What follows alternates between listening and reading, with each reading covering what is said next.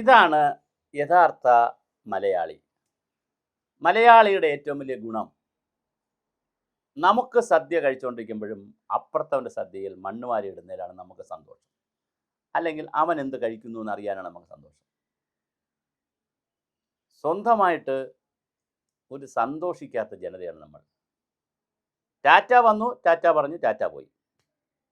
ടാറ്റ വന്നത് ശരിയോ, ടാറ്റ പോണത് ശരിയോ, ടാറ്റ നിൽക്കുന്നത് ശരിയോ, ടാറ്റ ഇവിടെ ഫാക്ടറി പണിയുന്നത് ശരിയോ, ടാറ്റ ഫാക്ടറി പണിതാൽ ഇവിടെ പരിസ്ഥിതി പ്രശ്നം ഉണ്ടാവും എന്നുള്ളത് ശരിയോ, ഇതൊന്നും ഞാൻ ഇപ്പം ഈ ചർച്ചയ്ക്ക് എടുക്കുന്നില്ല. ഞാൻ ഇവിടെ പറയുന്നത് ടാറ്റ എന്ന് പറയുന്ന ഇന്ത്യയിലെ ഒരു വളരെ പ്രമുഖമായ ഒരു കോർപ്പറേറ്റ് കമ്പനി. വളരെ പ്രമുഖമാണ്. ചെറിയ ടാറ്റ എന്ന് പറഞ്ഞാൽ ചെറിയ ആളല്ല. അവർ കേരളത്തിൽ ഒരു 10,000 കോടി മുടക്കാമെന്ന് പറഞ്ഞു. എന്താ ഇവിടെ സംഭവിക്കുന്നത്? അതിനെ ഓണപ്പ് ചെയ്തുകൊണ്ട് വി.ഡി. സതീശൻ മുഖ്യമന്ത്രി സംസാരിച്ചു. പിന്നെ കേരളത്തിലങ്ങ് മൗനമാണ്. അമ്മായിയപ്പൻ ചത്തതുപോലെയാണ് ഓരോരുത്തരും നിൽക്കുന്നത്. സാധാരണ അമ്മായിയപ്പൻ ചത്താൽ പലർക്കും സന്തോഷമാണ് പറഞ്ഞത് മരുമകൾക്ക്. ഇത് ഭയങ്കര സങ്കടമായിപ്പോയി. 10,000 കോടി രൂപയുടെ വരികയോ 15,000 പേർക്ക് തൊഴിൽ കൊടുക്കുകയോ. അയ്യോ, വി.ഡി. സതീശൻ്റെ ഗ്രാഫ് ഉയരൂലി. അങ്ങനെ ഗ്രാഫ് ഉയരാൻ പാടില്ല. വി.ഡി. സതീശൻ അങ്ങനെ വലിയ ആളാവാൻ പാടില്ല. ആദ്യമായിട്ട് മുഖ്യമന്ത്രി ആളല്ലേ, അങ്ങനെ വലിയ ആളാവാൻ പാടില്ല. അങ്ങനെ ടാറ്റ വന്നു, ടാറ്റ പോയി, ടാറ്റ വരുമെന്ന് പറഞ്ഞു, എല്ലാം ടാറ്റയായി. അവസാനം എല്ലാം ടാറ്റയായപ്പോൾ ആളുകൾ ടാറ്റുവായി. ആളുകൾക്ക് സന്തോഷം. എല്ലാവരും തേച്ചൊട്ടിക്കുകയാണ്. ആരെ? വി.ഡി. സതീശനെയും ഗവൺമെൻറ്റിനെയും ഭയങ്കരമായിട്ട് തേക്കുകയാണ്. എന്തിന്? എടോ, ഇവിടെ ഇത് വന്നാൽ, ഏത് വന്നാലും ഒരു സംരംഭം വരുമെങ്കിൽ അതിന് ബെനിഫിറ്റ് ഉണ്ടാകും, സ്റ്റേറ്റിന് അതിൻ്റെ ബെനിഫിറ്റ് ഉണ്ടാവും. ഇനി ആരെങ്കിലുമൊക്കെ കൈക്കൂലി വാങ്ങിക്കുകയോ അല്ലെങ്കിൽ അഴിമതി നടത്തി ചെയ്താലും ബാക്കി പൈസ സ്റ്റേറ്റിൽ വരുമല്ലോ. ഒരു 20% അവർ കൈക്കൂലി വാങ്ങിച്ചെന്ന് വിചാരിക്കുക, അല്ലെങ്കിൽ അഴിമതി നടത്തിയെന്ന് വിചാരിക്കുക. എന്നാലും സ്റ്റേറ്റിന് വരുമല്ലോ 80%. പോട്ടെ, 50% വരുമല്ലോ. ഇതല്ല. മലയാളിക്ക് നഷ്ടപ്പെടുന്നതിലാണ് ആനന്ദം, കിട്ടുന്നതിൽ ദുഃഖം. കാരണം വേറെ ഒന്നുമല്ല, മറ്റവൻ നന്നാവാൻ പാടില്ല.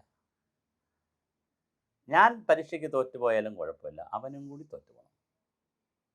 എങ്ങനെയുണ്ട് ദൈവത്തിൻ്റെ അടുത്ത് പ്രാർത്ഥിക്കുന്നത്? ഞാൻ തോറ്റുപോയാൽ കുഴപ്പമില്ല, ദൈവമേ ഞാൻ തോറ്റുപോയ കാരണം ഞാൻ പഠിച്ചില്ലല്ലോ, ഞാൻ തോറ്റുപോകും, എനിക്കറിയാം ഞാൻ തോറ്റുപോകും. പക്ഷേ എവനും കൂടെ തോക്കണേ, അടുത്തിരിക്കണവൻ്റെ കാര്യം. അവൻ പഠിച്ചിട്ട് നിൽക്കുകയായിരിക്കും ചിലപ്പോൾ. അവൻ പഠിച്ചിട്ടുണ്ടെങ്കിൽ അവൻ ഒന്നും ഓർമ്മ വരല്ലേ, അവൻ തോറ്റുപോണേ.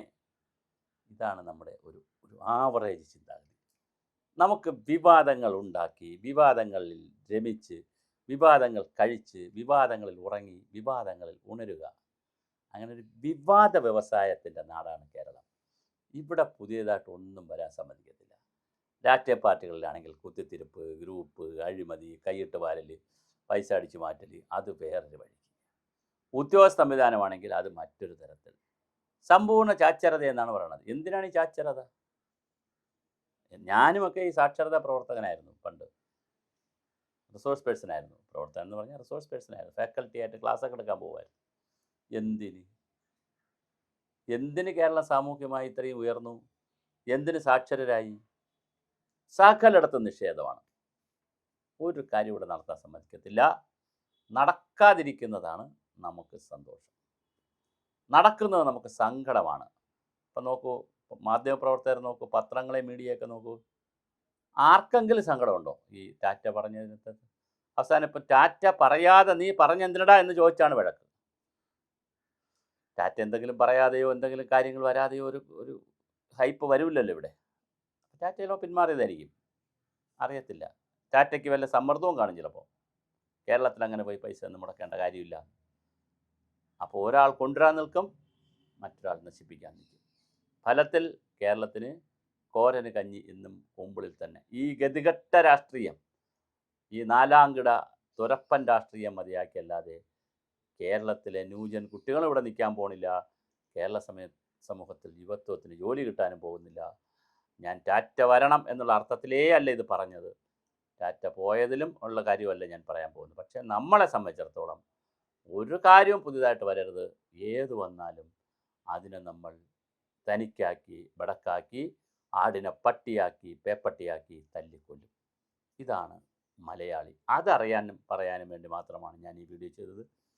മലയാളിയുടെ ഏറ്റവും വലിയ ഇഷ്ടം അവരൻ്റെ സന്തോഷമല്ല, അവരൻ്റെ സ്നേഹമല്ല, അപരൻ്റെ ദുഃഖമാണ് നമ്മുടെ